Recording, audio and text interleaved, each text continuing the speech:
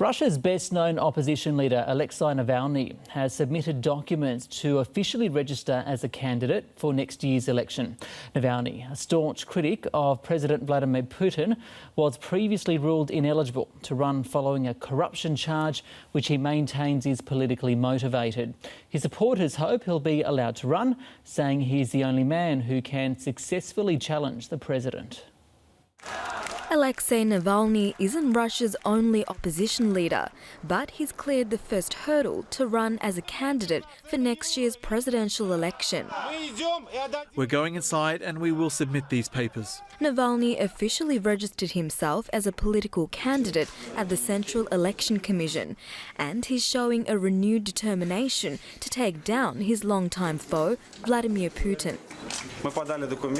I think any person, any spectator, any observer, maybe even with a critical view of us, has no doubt that today they have witnessed a mass advancement of the local initiative groups all around the country, and we're going to this election to win.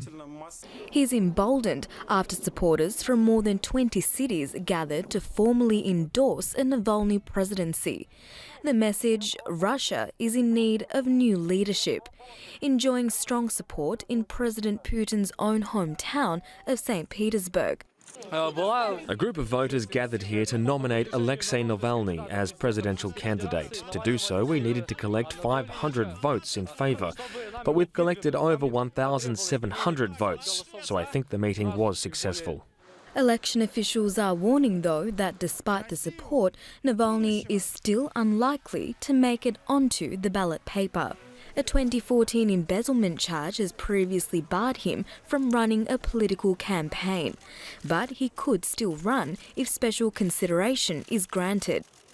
Even if Alexei isn't allowed to run, and even if we don't gather enough votes, although I'm sure we will, it's still very important because now is the time when people started to realise something, when they woke up from this hibernation and realised that we can change our country.